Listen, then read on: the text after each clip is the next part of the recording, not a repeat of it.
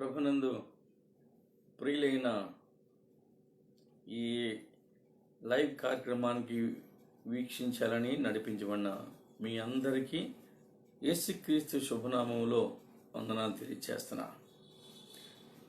ఈ సాయంకాల వేళలలో దేవుని యొక్క సన్నిధి మనం ఎరిగిన వారమైంది, ఆత్మతో సత్యంతో ఆయన సన్నిధిలో మనం చేర్చబడి ఆయన నామాన్ని హెచ్చించవలసినటువంటి మనలను ప్రభు తన ప్రేమతో నింపి నడిపించేవాడుగా మనకున్నందుకు కూడా దేవునికి స్తుతులు స్తోత్రాలు చెల్లిస్తా ఉన్నాను. ప్రియమైన వారలారా, మనం ప్రకటన గ్రంథంలోని ధ్యానాలు మనం కొనసాగించుకుంటూ ఉన్నాం. లోకం మీదకి దేవుని తీర్పు 3 రకాలుగా వస్తుందని, ఆ ఒక్కొక్క రకములో 7 తీర్పులు దాగి ఉంటాయని మనం ధ్యానించుకుంటూ ఉన్నాం. ఆ 3 రకాల తీర్పులలో 2వ రకపు తీర్పులు ఈ సమయంలో మనం ధ్యానిస్తున్నాం. అవే 7 బూరల శబ్దాలు. ఆ 7 బూరల శబ్దాల్లో 4 బూరలు మనం ఇంతవరకు ధ్యానం చేసుకున్నాం. ఈ 4 అంశాలు ఎంతో శ్రేష్టమైనటువంటి ఆత్మీయతను మనకు అనుగ్రహించినట్లుగా మన జీవితాలు ప్రభుకి ఎంతో ఇష్టమైనవిగా ఉండడానికి సహకరించేవిగా మనం మన ఆత్మానుసరమైనటువంటి జీవన విధానాన్ని ప్రభు సన్నిధిలో నేర్చుకొని తద్వారా మన జీవితాలు కొనసాగించాలని మనం ధ్యానం చేసుకుంటూ ఉన్నాం.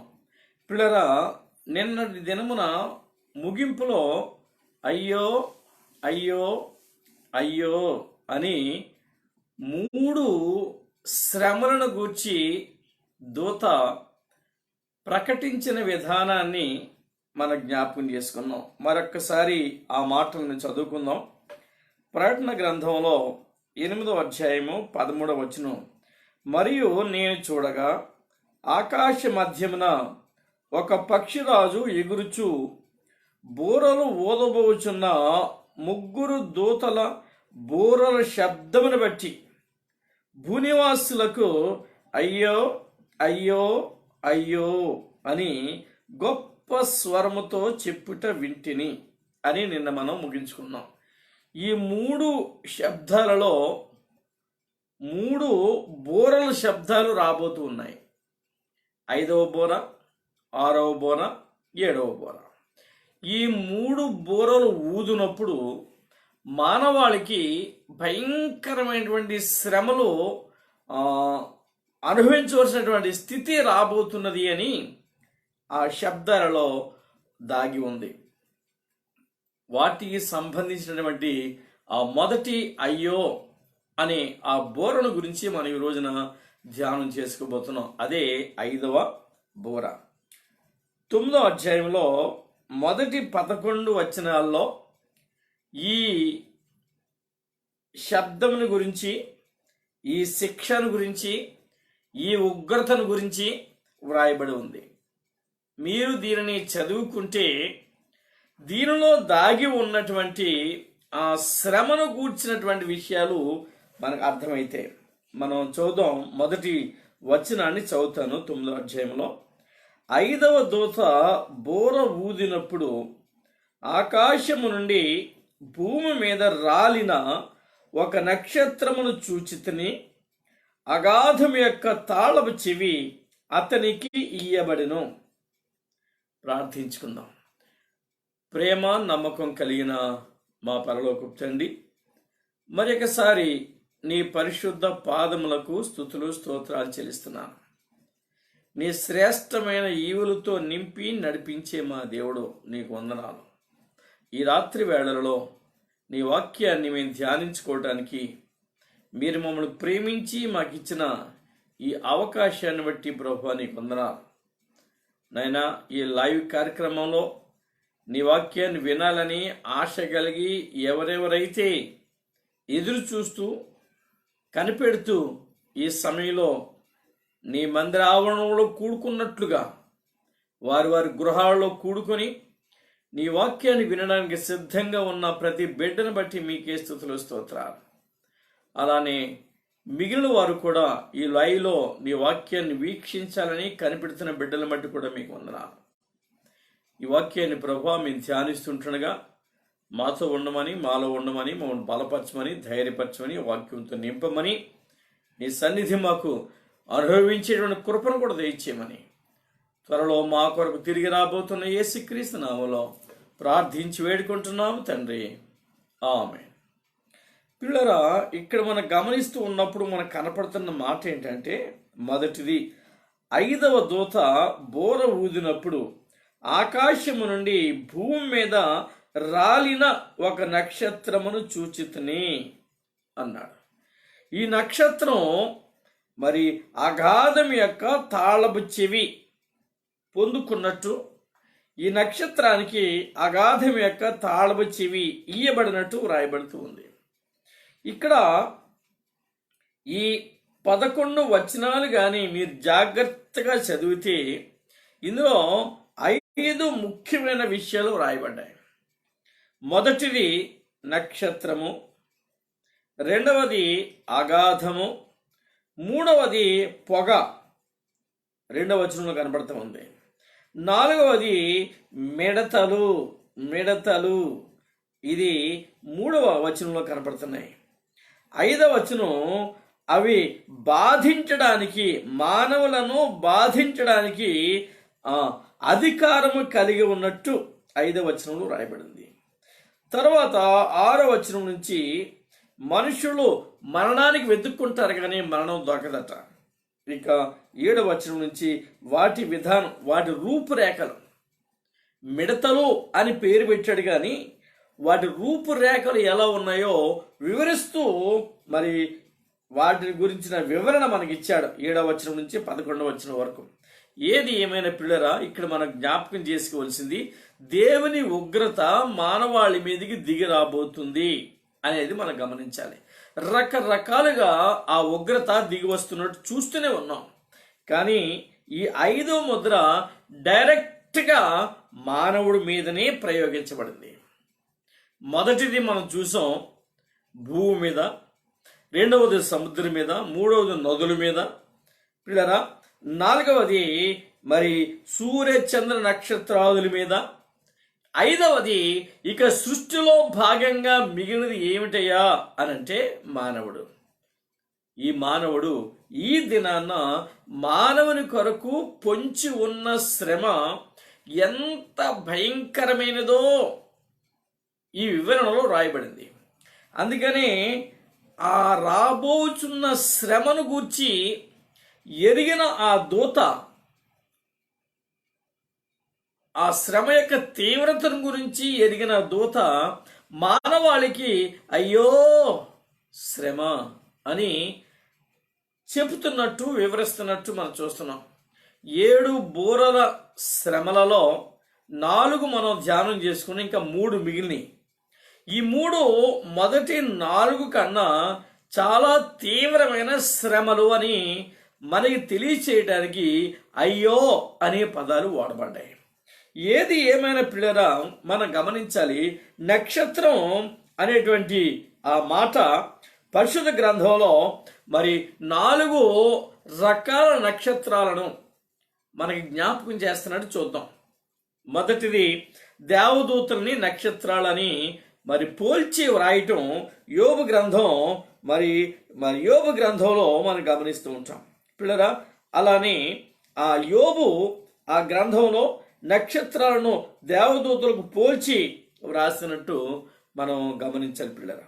అలానే ఇది నక్షత్రం అనేది సాతానుకు కూడా పోలికగా ఉంది. మొదటిది దూతలకు, దేవుని దూతలకు పోలికగా మనం చూస్తున్నాం నక్షత్రం అంటే.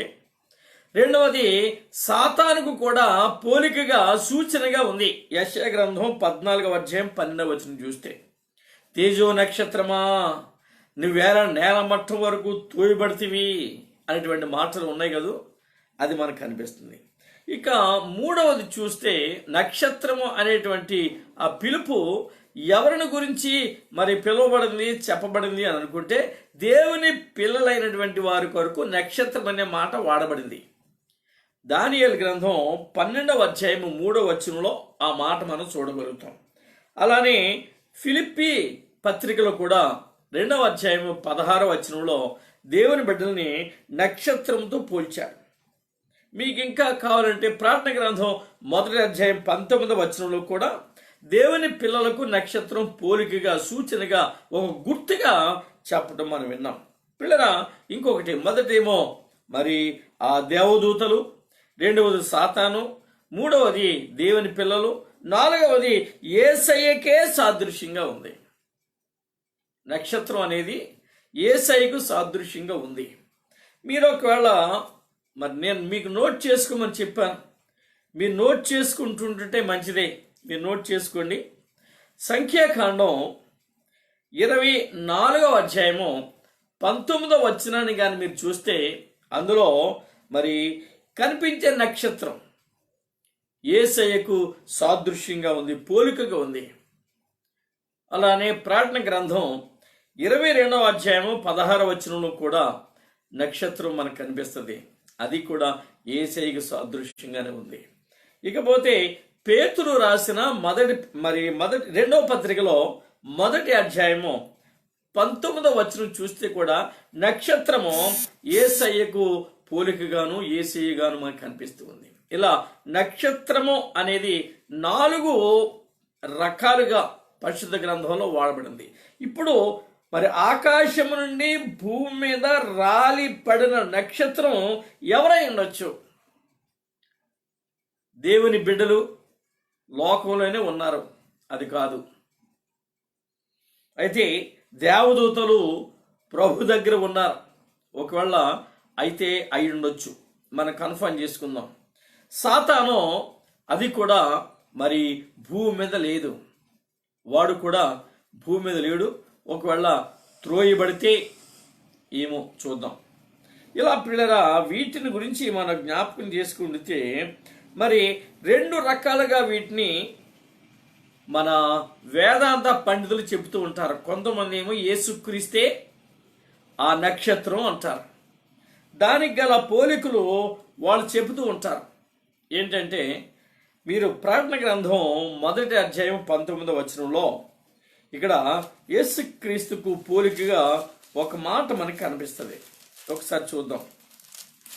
ప్రార్థన గ్రంథం 1వ అధ్యాయం 18వ వచనం, నేను మొదటి వాడను కడపటి వాడను జీవించువాడను, మృతుడనైతిని గాని ఇదిగో యుగ యుగములు సజీవుడనై ఉన్నాను, మరియు మరణం యొక్కయు పాతాళం యొక్కయు తాళపు చెవులు నా స్వాధీనంలో ఉన్నవి అనే మాట అక్కడ ఉంది. ఇప్పుడు ఆ పాతాళ లోకం యొక్క అగాధం యొక్క తాళపు చెవి ఆ దూతకి ఇవ్వబడింది. ఏ దూత అయితే ఆకాశం నుండి భూమి మీదకి రాలి పడిందో ఆ దూతకి అగాధం యొక్క తాళపు చెవి ఇవ్వబడింది అని వ్రాయబడింది. కాబట్టి ఆ దూత యేసుక్రీస్తే అని మరి కొంతమంది అంటూ ఉంటారు. ఇంకొక రెఫరెన్స్ ఏంటంటే యోహాను సువార్త 5వ అధ్యాయము, పిల్లరా యోహాను సువార్త 5వ అధ్యాయము 28, 29 వచనాలు ఒకవేళ మీరు చూడగలిగితే ఇందులో కూడా ఉన్నటువంటి మాటల్ని ఆధారం చేసుకుని ఆ రాలిన దూత యేసుక్రీస్తే అని అంటూ ఉంటారు. చూద్దాం. దీనికి ఆశ్చర్యపడకుడి, ఒక కాలము వచ్చుచున్నది, ఆ కాలమున సమాధులున్న వారందరూ ఆయన శబ్దము విని మేలు చేసిన వారు జీవ పునరుద్ధానమునకును కీడు చేసిన వారు తీర్పు పునరుద్ధానమునకును బయటికి వచ్చేదరు. యేసయ్య తీర్పు తీర్చేవాడు కనుక ఈ రెఫరెన్స్ కూడా జోడించి ఆ దూత యేసుక్రీస్తే అని కొంతమంది చెబుతూ ఉంటారు. అలానే పిల్లరా, ప్రార్థన గ్రంథంలో 20వ అధ్యాయం, ప్రార్థన గ్రంథం 20వ అధ్యాయంలో కూడా మనకి ఒక పోలిక మనకు కనపడతా ఉంది. ఏమిటి ఆ పోలిక అంటే మొదటి వచనం నుంచి 3వ వచనం చదివితే, మరియు పెద్ద సంకెళ్లను చేత పట్టుకుని అగాధం యొక్క తాళపు చెవి గల ఒక దేవదూత పరలోకం నుండి దిగివచ్చుడు చూచితిని. దేవదూత పరలోకం నుండి దిగివచ్చుడు చూచితిని.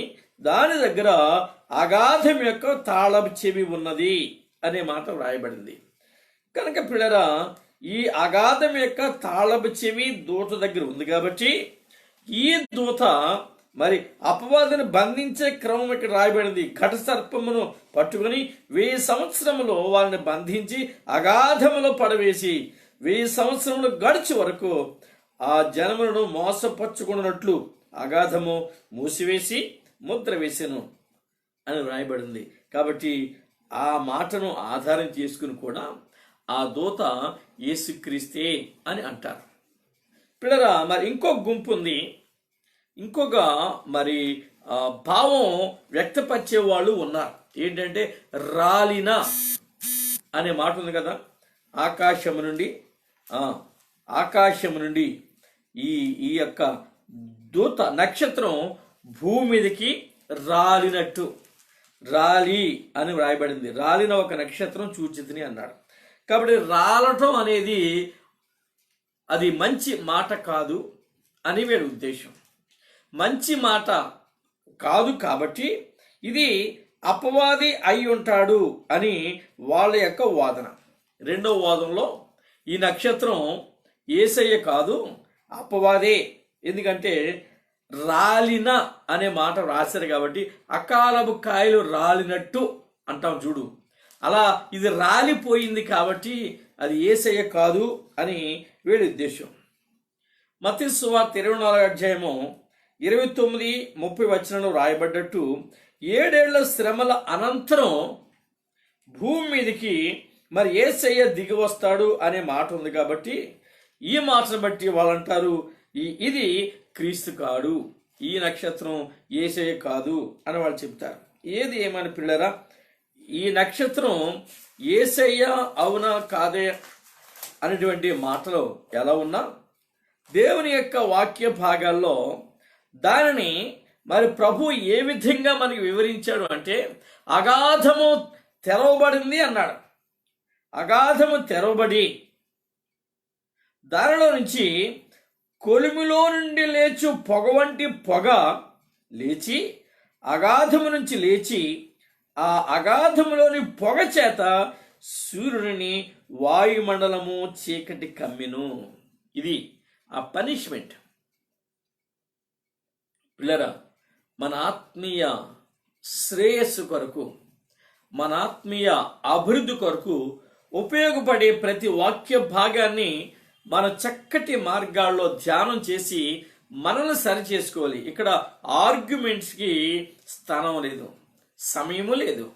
ఇప్పటి వరకు ఎందరో ఎన్నో విధాలుగా వాక్యాన్ని ధ్యానం చేసి వాళ్ళ అభిప్రాయాలు ప్రభువారికి బయలుపరిచిన విధానం బట్టి చెబుతూనే ఉన్నారు. ఎలా ఉన్నా మనం జ్ఞాపకం చేసుకోవాల్సింది ఏంటంటే, ఆశ్రమలో మనం ఉండకుండగా, ఆ భయంకరమైన వేదనలో మనం వేదన పొందకుండగా తప్పించబడి ప్రభు సన్నిధిలో ఎలా చేరాలో అనే దాని మీద దృష్టి ఉండాలి తప్ప ఈ ఇంటర్ప్రిటేషన్లో తప్పుంది లేకపోతే ఇందులో తప్పుంది అని తప్పులు వెతకడానికి ప్రయత్నం చేసే సమయం కాదు ఇది. మనల్ని సరి చేసుకునే సమయం, మనల్ని దేవునికి మరింత సమీపంగా నడిపించుకునే సమయం ఇది. కాబట్టి వాక్యాన్ని జాగ్రత్తగా అర్థం చేసుకుని వాక్యానుసారంగా మన జీవితాన్ని మలుచుకోవడానికి మనం ప్రయాసపడాలి. కాబట్టి పిల్లరా, విషయాన్ని గమనిద్దాం. ఇక్కడ మనం మొదటి 2 వచనాలు కలిపి ఒక్కసారి మనం చదువుకుంటే ఇంకా కొంచెం క్లారిటీ మనకు దొరుకుతుంది. ఆకాశము నుండి భూమి మీద రాలిన ఒక నక్షత్రమును చూచితిని, అగాధము యొక్క తాళపు చెవి అతనికి ఇయ్యబడెను. చూస్తున్నవాడు యోహాను. ఈ దర్శనాన్ని యోహాను చూస్తున్నాడు. చూస్తున్నప్పుడు ఆ తాళపు చెవి ఇయ్యబడినటువంటి నక్షత్రం అగాధమును తెరవగా పిల్లరా, పెద్ద కొలిమిలో నుండి లేచు పొగ వంటి పొగ ఆ అగాధములో నుండి లేచెను.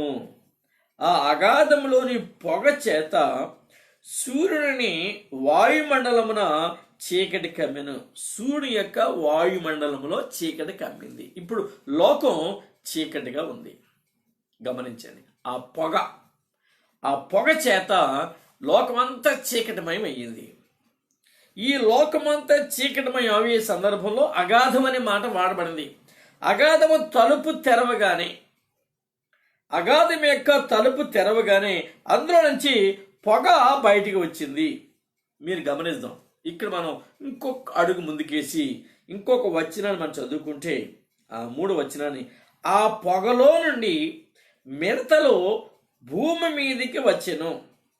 గమనించండి, అగాధములో పొగ బయటికి రావటం, ఆ పొగ సూర్యునికి మరి ఆ తేజస్సు రాకుండా అడ్డుపడి చీకటమయం చేయటం. ఆ చీకటమయం చేసిన తర్వాత మనం చూస్తూ ఉన్నాం, భూమిలో ఆ పొగలో నుండి మిడతలు భూమి మీదకి వచ్చాను. ఆ పొగలో నుండి మిడతలు భూమి మీదకి వచ్చాను. అగాధం అనే మాట మనం జ్ఞాపకం చేసుకుంటే, మరి ఈ అగాధం అనే మాట పేతురు పత్రికలో 2వ అధ్యాయం 4వ వచనం చూస్తాం మనం. అలానే లూకా సువార్త 16వ అధ్యాయము 23వ వచనంలో మనం చూస్తాం. ఇంకా లూకా సువార్త 16వ అధ్యాయం 26వ వచనం చూస్తాం. అబ్రహాము రొమ్మున మరి లాజరు ఆనుకున్నట్టు. ఇలా మరి ఆయా సందర్భాల్లో ఆ మాటకు ఆయా భావాలు మరి తెలియపరుస్తూ ఆ అగాధాన్ని గురించి వ్రాయబడ్డట్టు మనం చూస్తున్నాం. పిల్లలు, ఇక్కడ మనం గమనించవలసింది ఏంటంటే, ఇక్కడ పొగ బయటికి వచ్చింది. అగాధంలో నుంచి పొగ బయటికి వచ్చింది. ఈ పొగ బయటికి వచ్చినప్పుడు అది పైకి లేచి, ఆ పొగ పైకి లేచి సూర్యుని వాయుమండలమును చీకటి కమ్మ చేసెను. ఇది మనం గమనించేద్దాం. చీకటి అనగానే చీకటి అనగానే ఐగుప్తులో ప్రభు పుట్టించిన తెగులలో ఒక తెగులు మనకి జ్ఞాపకం వస్తుంది. చీకటి చిమ్మ చీకటి, 3 దినాలు చీకటి కమ్మినట్టు. ఆ చీకటిలో మనుషులు చిక్కుకుపోతారు. ఏం పని చేయాలన్నా చేయలేరు, ఎక్కడికి వెళ్ళాలన్నా వెళ్ళలేరు.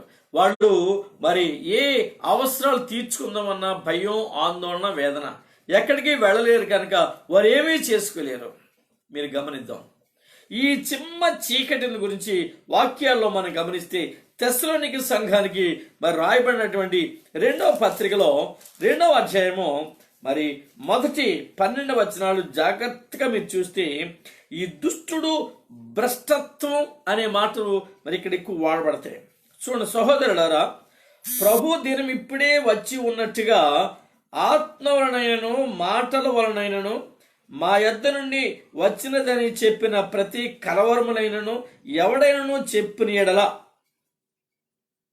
మీరు త్వరపడి సంచల మనస్కులు కాకుండవలనని, బెదరకుండవలనని, మన ప్రభువైన యేసుక్రీస్తు రాకడను బట్టి మనము ఆయన యొద్ద కూడుకొనుటను బట్టి మిమ్మును వేడుకొనుచున్నాను. మొదట జరగవలసింది, మొదట భ్రష్టత్వము సంభవించి నాశనపుత్రుడగు పాప పురుషుడు బయలుపడితే కానీ ఆ దినము రాదు. బాగుంది, ఆ దినము రాదు. ఈ విధంగా ఆ రాకడ గురించినటువంటి సందర్భాలు ఎన్నో వివరించబడ్డాయి. ఇక్కడ మనం గమనించవలసింది ఏంటంటే, ఆ రాకడ మరి ఆ జరిగినటువంటి సందర్భం జరిగింది. శ్రమలు జరుగుతూ ఉన్నాయి. ఈ శ్రమ కాలంలో మిడతల గురించి దేవుడు మాట్లాడుతున్నాడు.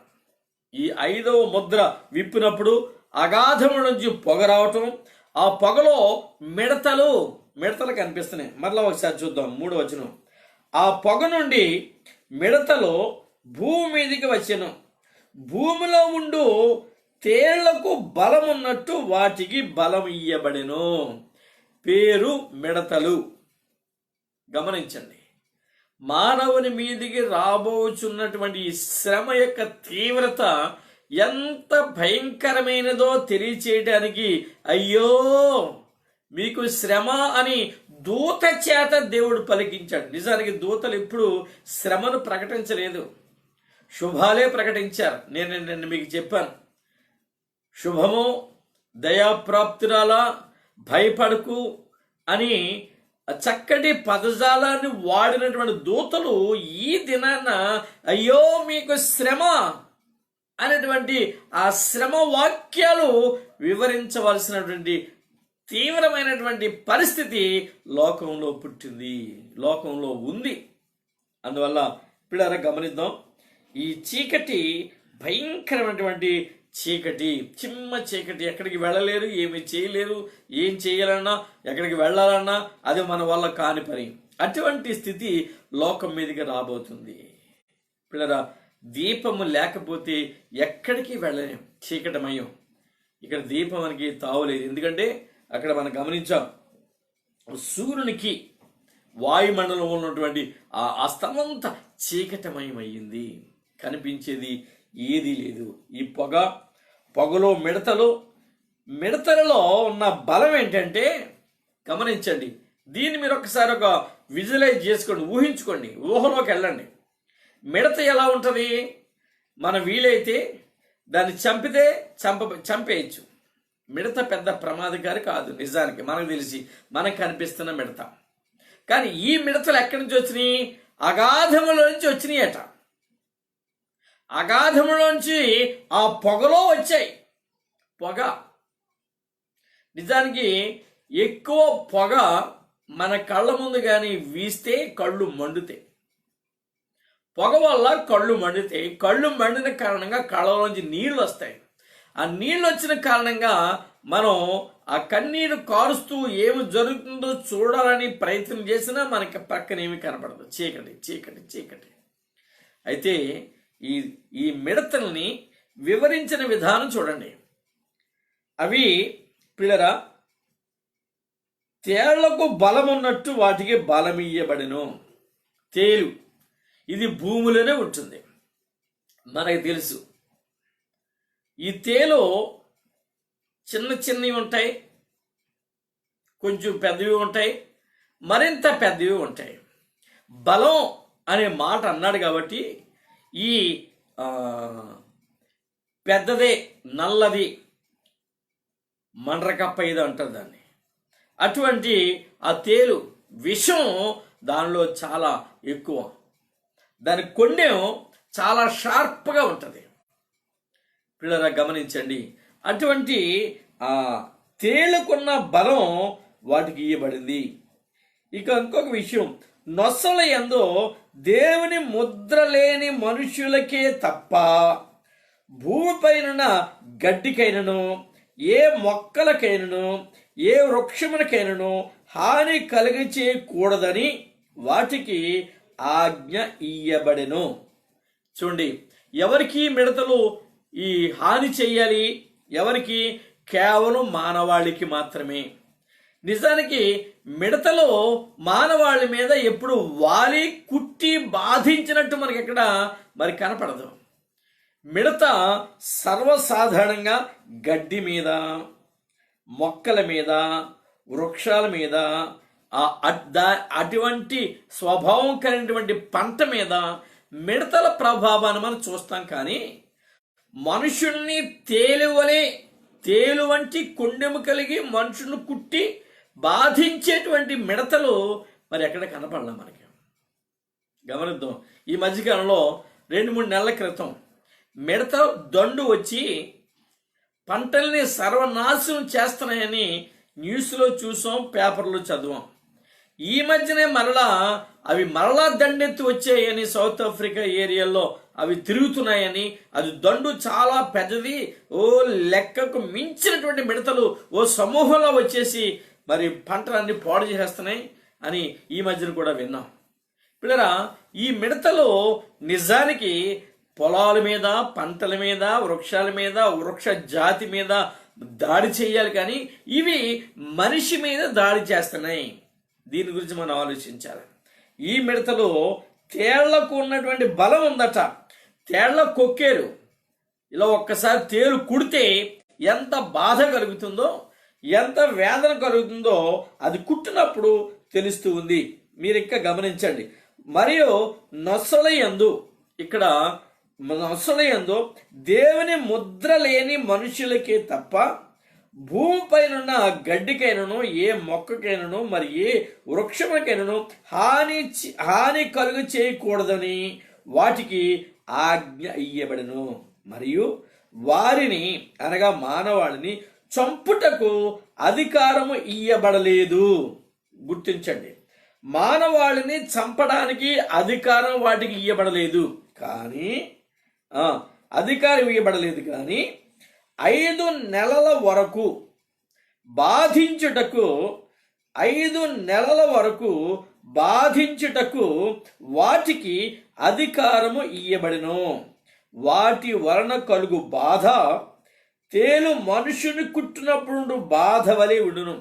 తేలు మనుషుని కుట్టినప్పుడు ఉండే బాధ వలె ఉండును. మీరు గమనించాలి, ఇక్కడ తేలు బలం, అది మిడత బలహీనం, అంతే కదా మనకు తెలిసినంత వరకు. తేలు అది కుట్టే హాని, మనకు బాధ, నొప్పి, సహించలేనంత నొప్పి మనకు కలుగుతూ ఉంది. ఈ మిడతల వర్ణన ఒకవేళ మనం చూస్తే, పిల్లలు గమనించండి, ఈ మిడతల వర్ణన మనం చూస్తే చాలా విచిత్రంగా ఉంది. 5 నెలల వరకు బాధించే అధికారం ఇవ్వబడింది. అవి బాధించడమే తప్ప మనుషులను చంపడానికి అధికారం లేదు. ఆ దినమున ఈ బాధ తట్టుకోలేక ఈ తేళ్లు కుట్టినట్టుగా మిడతలు కుడుతూ ఉంటే ఆ బాధను తట్టుకోలేక ఆ దినాల్లో మనుషులు మరణమును వెతుకుతురు, కానీ అది వారికి దొరకనే దొరకదు. చావవలనని ఆశ పడుదురు, కానీ మరణము వారి యొద్ద నుండి పారిపోను. ఆ మిడతల రూపములు గమనించండి, మరలా వివరిస్తున్నాడు. మిడతలను గూర్చిన వివరణ ఇంకా కొనసాగుతుంది. ఆ మిడతల రూపములు యుద్ధమునకు సిద్ధపడిన గుర్రములను పోలి ఉన్నవి. చూసారా, మిడతలేంటి, యుద్ధం ఏంటి?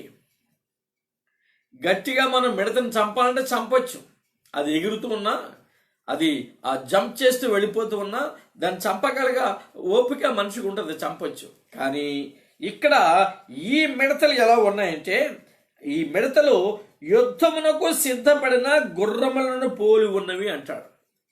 అంటే గుర్రం వేగాన్ని తెలియచేస్తుంది, అలానే బలాన్ని తెలియజేస్తుంది.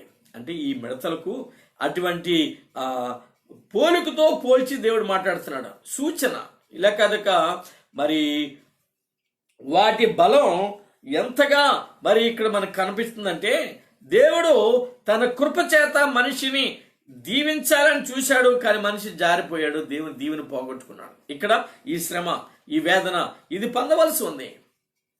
గుర్రము వలె యుద్ధానికి సిద్ధపడిన గుర్రం వలె ఉన్నాయి. తర్వాత బంగారము వలె మెరయు కిరీటముల వంటివి వాటి తలల మీద ఉండెను. చూసారా, అంటే ఇది మిడత అనే పేరుకే కానీ దీని రూపం రకరకాలుగా వర్ణించబడుతూ ఉంది. పేరుకి మిడత, దాని బలం చూస్తే తేలు, ఇక్కడ మరి దీని యొక్క స్పీడ్ చూస్తే, వేగం చూస్తే గుర్రం వలె వేగంగా వెళుతుంది. తర్వాత మరి బంగారపు సువర్ణం వలె లేక బంగారం వలె మెరిసేటువంటి కిరీటాలు ఇవ్వబడ్డాయి. వాటి ముఖములు మనుషుని ముఖముల వలె ఉన్నాయి. చాలా విచిత్రమైన రూపం ఉంది దీనికి. ఈ వేదన మానవాళికి వేదన కలిగించే రూపాలు ఇవన్నీ. అంతేకాదు పిల్లరా, స్త్రీల తల వెంట్రుకల వంటి వెంట్రుకలు వాటికి ఉన్నాయి. వాటి పండ్లు సింహపు కోర వలె ఉన్నాయి. ఇనుప మైమరువు వంటి మైమరువులు వాటికి ఉన్నాయి. వాటి రెక్కల ధ్వని యుద్ధమునకు పరిగెత్తునట్టి విస్తారమైన గుర్రపు రథముల ధ్వని వలె ఉండెను. తేళ్ల తోకల వంటి తోకలు కొండ్లు వాటికి ఉండెను. అయితే 5 నెలల వరకు వాటి తోకల చేత మనుష్యులకు హాని చేయుటకు వాటికి అధికారముండెను. గమనిద్దాం, వాటి తోకలు గుర్రం తోకల వలె ఉన్నాయి అన్నాడు. గుర్రపు ధ్వని వలె ఉందన్నాడు. ఆ వెంట్రుకలు స్త్రీ వెంట్రుకలతో పోల్చాడు. ఇలా ఒక్కొక్క వెంట్రుకకు ఒక్కొక్క తేలు కొండెం లాంటి కొండేలు ఉండి మనిషిని కుట్టి 5 నెలల పాటు మనిషికి వేదన కలిగించే పరిస్థితిని దేవుడు తెస్తున్నాడు. గమనించారా పిల్లరా? లోకంలో ప్రభు ప్రేమను వివరించినప్పుడు ప్రేమను మానవాళి తృణీకరించింది. ఆ ప్రేమ గల ప్రభు అనేకులకు అనేక రీతిలుగా వివరిస్తున్న క్రమంలో అవమానించి విడిచిపెట్టగా సిలువేసింది. సిలువేసి శిలువ మరణము చెందే రీతిగా ప్రభుని వేధించింది. ఆయన మరణం చెందాడు మానవాళి కొరకు, వారి విడుదల కొరకు, వారి విమోచన కొరకు. వారి మీద ఉన్న ప్రేమను కనపరిచే క్రమంలో ప్రభు ఇంతగా చిత్రవత చేయబడ్డాడు. అయితే ఈనాడు ఆ ప్రేమను తృణీకరించి ప్రభు ప్రేమను నిర్లక్ష్యం చేసి మానవుడు తన ఇష్టానుసారంగా జీవిస్తున్న ఈ సందర్భంలో వానికి శ్రమ. ఈ శ్రమ యొక్క తీవ్రత మీరు గమనించి, పేరుకు మిడతే చాలా చిన్నది ఈ జీవి, కానీ దానికి మరి చూడండి, మిడత అనేటువంటి ఈ మాటలో ఇది చాలా చిన్న మామూలు ఒక జీవరాశి, అది మామూలుది. అయితే దానికి మరి 7వ వచనంలో మీరు చూసినట్లయితే ఆ యుద్ధమునకు సిద్ధపడిన గుర్రం వలె దాన్ని పోల్చాడు. గుర్రం వలె దాన్ని పోల్చాడు అంటే ఈ పని అది యుద్ధంలో రణరంగంలో తన వేగాన్ని, తన యొక్క శక్తిని, తన బలాన్ని కనపరిచి శత్రువు మీద విజయం పొందుకోవడానికి ఇది ప్రయాసపడగలదు అనే విషయాన్ని ఇక్కడ జ్ఞాపకం చేస్తున్నాడు. ఇక బంగారం కిరీటం అన్నాడు. ఇక్కడ కిరీటాలు, ఈ కిరీటం కూడా రాజరికాన్ని జ్ఞాపకం చేస్తుంది. కిరీటం సాధారణంగా రాజులు ధరిస్తారు. అలా ఇక్కడ రాజరికాన్ని ఈ కిరీటం జ్ఞాపకం చేస్తుంది. పిల్లరా, మనుషుని గురించి కూడా చెప్పడం జరిగింది ఇక్కడ. వాటి ముఖములు మనుష్యుల ముఖము వంటివి. వాటి ముఖములు మనుష్యుల ముఖముల వంటివి అంటే జ్ఞానం, మనిషి జ్ఞానానికి పోలిక. పిల్లరా, ఇంకొక మాట ఉంది, స్త్రీల తల వెంట్రుకల వంటి వెంట్రుకలు వాటికి ఉండెను. స్త్రీల తల వెంట్రుకలు ఆకర్షణకు గుర్తు. ఈ తల వెంట్రుకలు మనుషులను ఆకర్షించే శక్తిని ఆ మిడతకు ఇవ్వగలవు అనేటువంటి ఆ పోలిక. ఇంకొక విషయం చూడండి, మరి సింహానికి ఉన్నటువంటి ఆ కోరలు, వాటి పండ్లు చూడండి. ఇక్కడ 8వ వచనంలో వాటి పండ్లు సింహపు కోరల వలె ఉండెను. సింహము అనేటప్పటికీ ఇది సంహరించేది, వేటాడి మనిషిని చంపుకు తినేది. కానీ దేవుడు దాన్ని చంపే అధికారం ఇవ్వలేదు. 5 నెలలు బాధించమన్నాడు తప్ప చంపే అధికారం ఇవ్వలేదు. అంటే ఈ 5 నెలల్లో అది ఎంతగా కొరికి దాడి చేసి గాయపరుస్తుందో గమనించండి. అది గాయపరిచే వరకే. ఇప్పుడు ఉదాహరణకు నేను ఒక మాట చెప్తాను. యేసయ్య దేవుడు యోబు విషయం సైతానుతో ముచ్చటించినప్పుడు సైతాను యోబు మీద మరి పర్మిషన్ అడిగింది. నీవు యోబు చుట్టూ కంచె వేసావు కనుక అతడు నిన్ను విడిచిపెట్టడం లేదు. నీవు కంచె తీస్తే నిన్ను విడిచిపెడతాడు, నిన్ను దూషిస్తాడు అని చెప్పినప్పుడు ప్రభు సరే కంచె తీశాను, నువ్వు యోబును మరి నువ్వు పరిశోధించు అన్నాడు. అప్పుడు ప్రభు చెప్పాడు, అతని ప్రాణం మీద నీకు అధికారం లేదు, ప్రాణం మీద అధికారం లేదు అని ఆ ప్రాణాన్ని దేవుడు తన స్వాధీనం ఉంచుకున్నాడు. అలానే ఇప్పుడు కూడా ఈ మనుషుల ప్రాణం మీద వానికి అధికారం ఇయ్యలేదు. గమనించండి. అంటే సింహాలు గాయపరుస్తాయి. ఈ మానవాళిని సింహం రక్తము కారునంతగా హింసించి బాధించి వారిని వేధిస్తుంది అని చెప్పడానికి సింహము పండ్లు కోరలు అనే మాట వేయబడింది. అలానే ఇంకొక మాట కూడా అక్కడ రాయబడింది, ఇనుప మైమరు వంటి మైమరులు వాటికుండెను.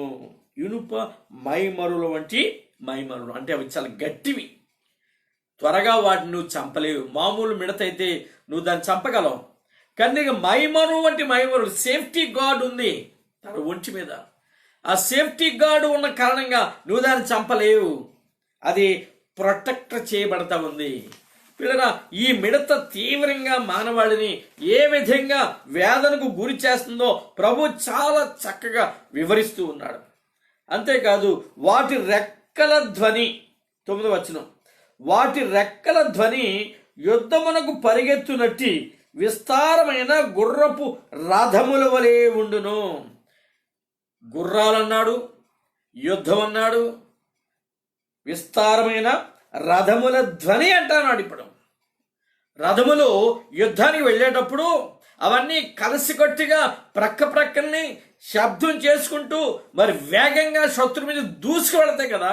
అలానే ఈ యొక్క మిడతలు ఒక సమూహం వలె ఇవి ఎగురుతూ మనుషుల్ని బాధిస్తూ అడ్డు వచ్చిన ప్రతివాడి ఆ ముళ్ళతో తోకలతో కుట్టి వీధిస్తాయి. ఎవడు అడ్డొస్తున్నాడో, ఎవడికి ఏమి జరుగుతుందో అదంతా చీకటి, ఎవడికి ఏమి తెలియదు. మిడతల దండు వస్తుంది తప్పించుకుందాం అనుకోవడానికి వాడికి కనపడదు.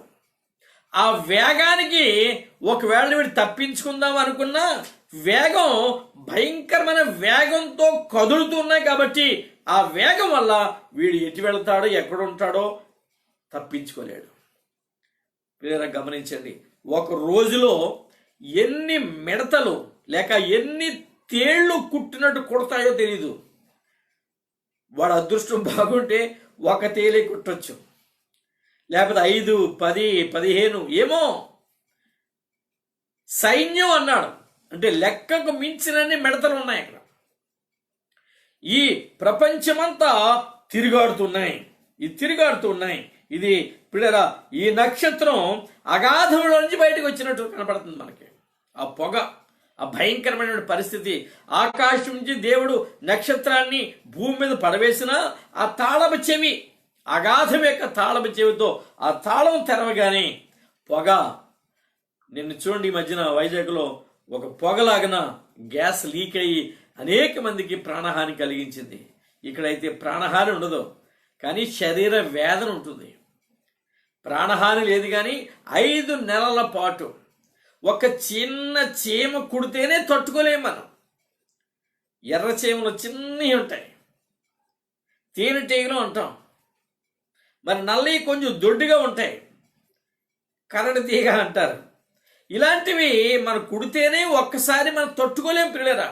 అలాంటిది ఆ చీకటిలో, అగాధములో, ఆ చిమ్మ చీకటిలో నువ్వు ఎటు తిరుగుతున్నావో ఎటు వెళ్తున్నావో ఏమీ తెలియనటువంటి పరిస్థితి. 5 నెలల కాలం ఆ దండు నిన్ను రోజుకి ఎన్నిసార్లు నీ మీద దాడి చేస్తుందో. వాడి పళ్ళు చూస్తే కోరలట, సింహం కోరలాగా. ఎంత భయంకరమైన శ్రమ లోకంలో రాబోతుంది. పిల్లలు, ఇక్కడ ప్రభు ఒక మాట చెప్పాడు ఏంటంటే, దేవుని చేత మరి చూడండి, ఇక్కడ చాలా చక్కటి ఉంది.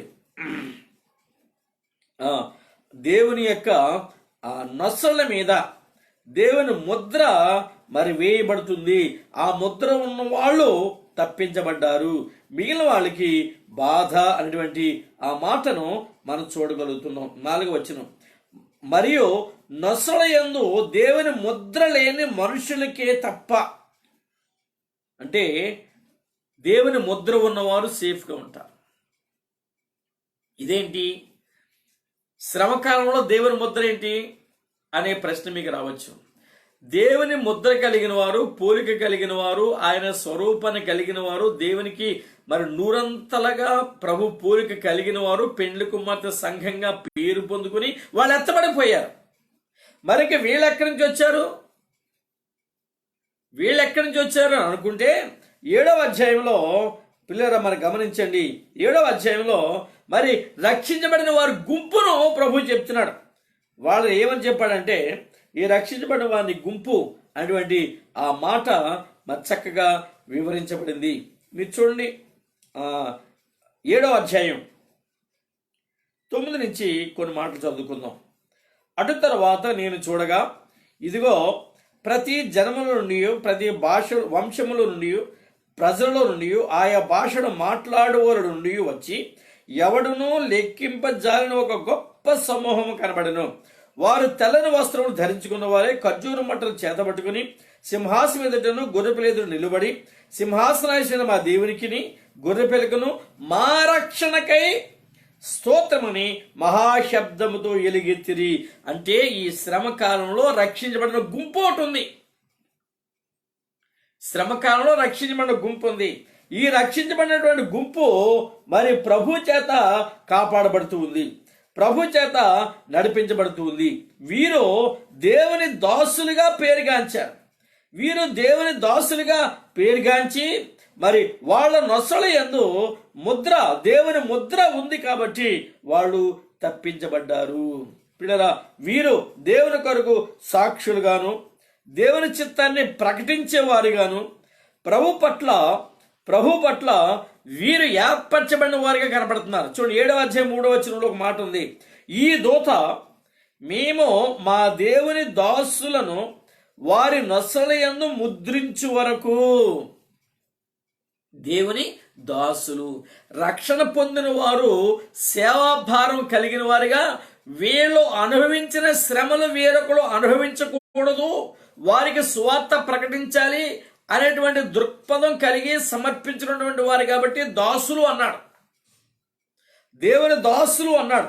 వీరు శ్రమకాలంలో విడిచిపెట్టబడిన గుంపుకి సువార్త అందిస్తారు అని మనకు అర్థమైతే ఉంది. అందుకని దాసులు అన్నాడు. కాబట్టి పిల్లరా, మరి వీరిని దేవుడు ముద్రించాడు కాబట్టి వీరు తప్పించబడ్డారు. మరియు నొసలయందు దేవుని ముద్ర లేని మనుషులకే తప్ప మరి ఎవరికి ఇది హాని చేయదు. ముద్ర లేని వారికి హాని, ముద్ర ఉన్న వారికి హాని లేదు. ముద్రించబడిన వారు క్షేమంగా దేవుని సన్నిధిలో మరి దాచిపెట్టబడతారు. నీవు ముద్రించబడాలి. పిల్లరా, ఆ శ్రమ కాలం వచ్చేదాకా మనం అనుకుంటగా, ఆ శ్రమలో ఆ వేదన మనం పొందకుండా ఇప్పుడే, నేను రోజు చెప్తున్నాను, నేడు అని సమయం ఉండగానే ఇప్పుడే రక్షణ పొందాలి, ప్రభు చెంతకు చేరాలి, దేవుని కృపను మనం కనుగొనాలి. అలానే వాటి రెక్కల ధ్వని యుద్ధమునకు పరిగెత్తునట్టి విస్తారమైన గుర్రపు రథముల ధ్వని వలె ఉండెను. తేళ్లతో ఈ బాధ 5 నెలల పాటు భరించాలి. చూడండి, ఇక్కడ తేళ్ల తోకల వంటి తోకలను కుండ్లును వాటికి ఉండెను. 5 నెలల వరకు వాటి తోకల చేత మనుషులకు హాని చేయుటకు, హాని చంపడానికి కాదు, వాటికి అధికారం ఉండెను. ఇక్కడ మన విషయాన్ని గమనించాలి. దీనంతటికి ఈ గుంపుకి రాజు ఎవరు? ఈ గుంపుకి, ఈ మిడతల దండుకు రాజు ఎవరు అంటే ఇక్కడ చాలా స్పష్టంగా ప్రభు చెప్పాడు. ఈ మిడతలు ఎవరు అంటే, ఈ మిడతలు ఎవరు, దానికి ఆ గుంపుకి నాయకుడు ఎవరు అంటే ఈ మిడతలో దెయ్యాల ఆత్మలని. చూడండి, పాతాళపు దూత వాటిపైన రాజుగా ఉన్నాడు. హెబ్రీ భాషలో వానికి అబద్దోన్ అని పేరు, గ్రీకు దేశ భాషలో వారి పేరు అపోలోయోను. ఈ దురాత్మల సమూహం అగాధములో నుంచి ఆ బయటికి వచ్చినట్టు మనం గుర్తించాలి. పొగలో మిడతలు వచ్చాయి. ఈ మిడతలో ఆ దెయ్యపు ఆత్మలకు గుర్తుగా మనం గమనించాలి. దెయ్యాలు, దురాత్మలు బయటికి వచ్చాయి. అగాధములో బంధించబడినటువంటి ఆ దురాత్మల సమూహం లోకంలోనికి విడబడ్డాయి. పిల్లరా, ఆ దినాన్న ఆ దురాత్మల సమూహము చేత నీకు ప్రాణహాని, నువ్వు చావు కానీ నీకు హాని చేస్తాయి, నీ శరీరాన్ని వేధిస్తాయి. అవి మరి తేళ్ల వలె ఉన్నటువంటి తోకలతో నిన్ను కుట్టి వేదనకరమైన, బాధాకరమైన పరిస్థితుల్ని కలిగి చేస్తాయి. మీరు గమనించండి. వీటి పోలికను ఒకసారి మనం చూస్తే, చూడండి పిల్లరా, ఇవి చూడటానికి గుర్రాన్ని పోలు ఉన్నాయి అంటాడు. 9వ అధ్యాయం ప్రకటన గ్రంథం 9వ అధ్యాయం 7వ వచనంలో ఇవి గుర్రములను పోలి ఉన్నవి అన్నాడు. మీరు యోవేల గ్రంథంలో చూస్తే కూడా అక్కడ కూడా ఇవి గుర్రాలే అన్నట్టు మనకి వివరిస్తాడు. చూడండి, 2వ అధ్యాయం యోవేలు గ్రంథం 2వ అధ్యాయము 4వ వచనం చూస్తే ఇక్కడ అవి గుర్రాలుగానే వివరించబడుతూ ఉన్నాయి. పిల్లరా, లోకం మీదకి రాబోయే శ్రమ, మహాభయంకరమైనటువంటి విపత్కరమైన పరిస్థితులు ఎంత దారుణంగా భయంకరంగా ఉంటాయో మరి మన ముందు ఉంచుతున్నాడు దేవుడు. మన ముందే వాటిని బయలుపరుస్తున్నాడు. వీటిని మనం గమనించాలి, వీటిని మనం గుర్తించాలి. పిల్లరా, చూద్దాం. యోవేలు గ్రంథంలో ప్రవచనాన్ని చూస్తే 2వ అధ్యాయం 4వ వచనం, వాటి రూపములో గుర్రముల రూపముల వంటివి, రౌతుల వలె అవి పరిగెత్తి వచ్చును. వీటి వైశిష్ట్యం చూడండి, గుర్రాలు. ఇక సరే, ఇంకా ప్రార్థన గ్రంథంలో చెప్పాడు, సింహపు కోరలు వంటి కోరలు ఉన్నాయని 9వ వచనంలో. సింహపు కోరలు. మొదటి అధ్యాయం 6వ వచనంలో సింహపు కోరలు అనేటువంటి మాట యోవేలు గ్రంథంలో రాశాడు. ఈ శ్రమ మనిషి కోసం వేచి ఉంది పిల్లరా. దేవుడు ఎప్పుడు ఆజ్ఞాపిస్తే అప్పుడు మానవాళి మీద దాడి చేసి వారిని కుట్టి కుట్టి కుట్టి ఏడ్పించి 5 నెలల వరకు వారిని బాధించాలి అనేటువంటి ఆ కోరికతో అవి ఉన్నాయి.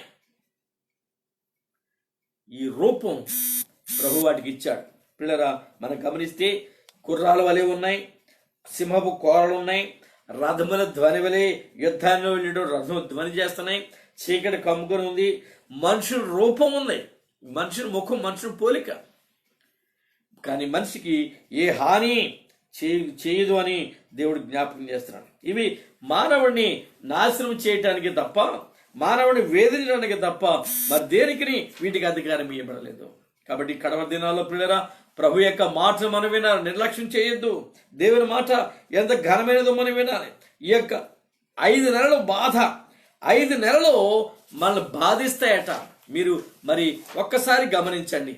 ఎత్తబడే సంఘములో లేకపోతే, ఎత్తబడే పరిశుద్ధ గుంపులో నువ్వు లేకపోతే, విడిచిపెట్టబడే సంఘంలో ఉండి ఈ భూమి మీద విడిచిపెట్టబడితే కలిగే శ్రమ ఎంత భయంకరమో.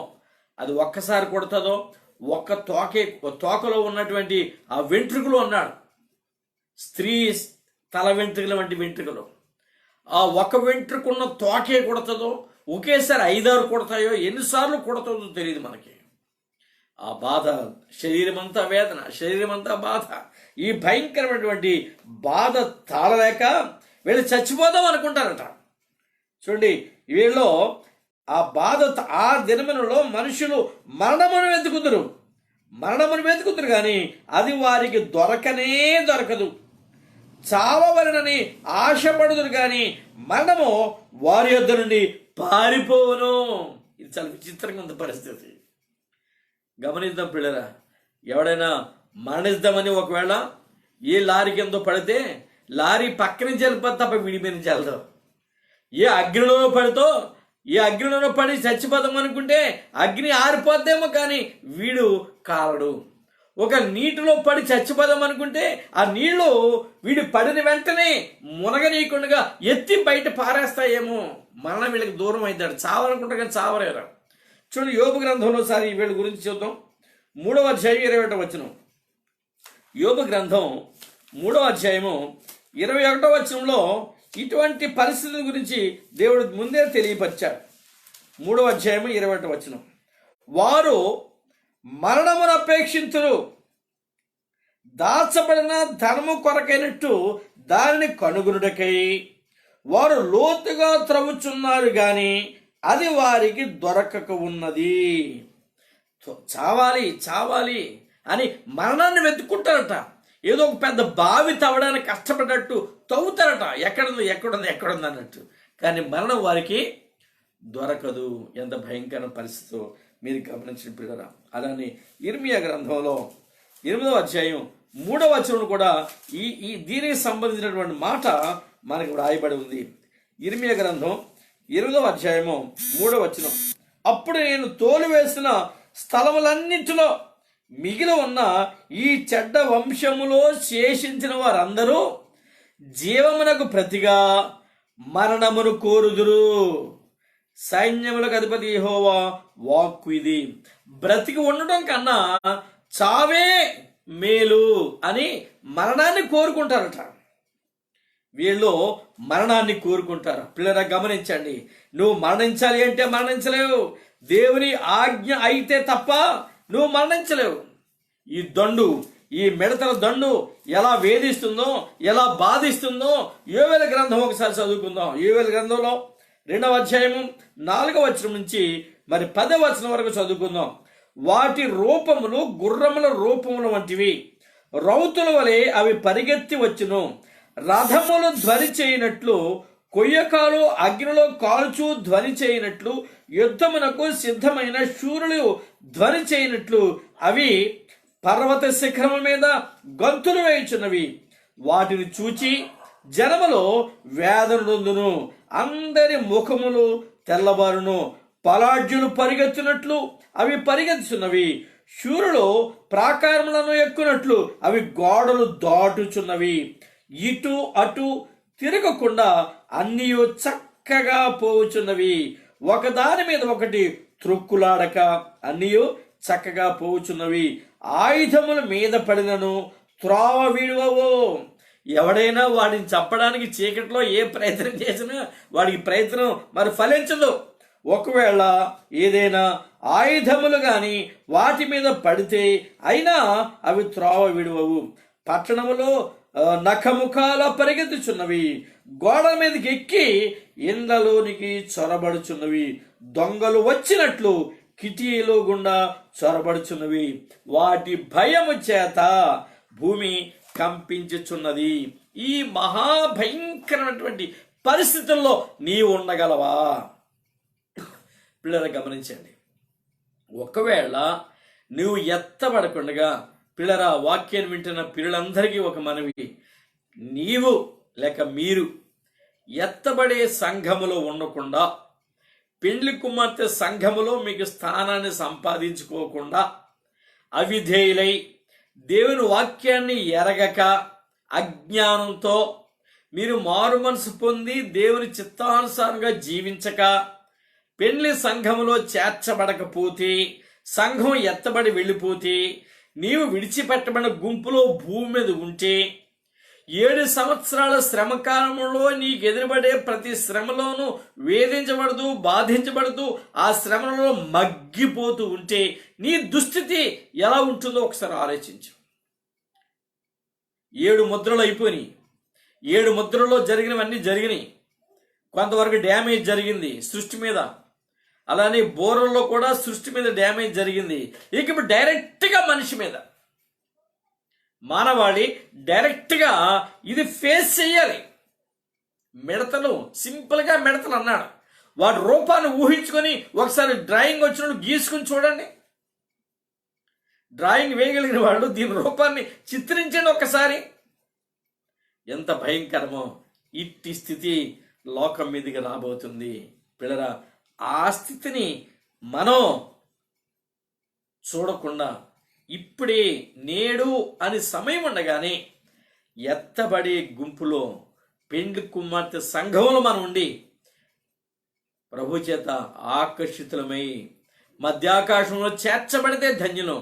ఆ 7 సంవత్సరాలు పెండ్లి విందు, 7 సంవత్సరాలు ఈ భూమి మీద శ్రమలు శ్రమలు శ్రమలు, మహాభయంకరమైన శ్రమలు.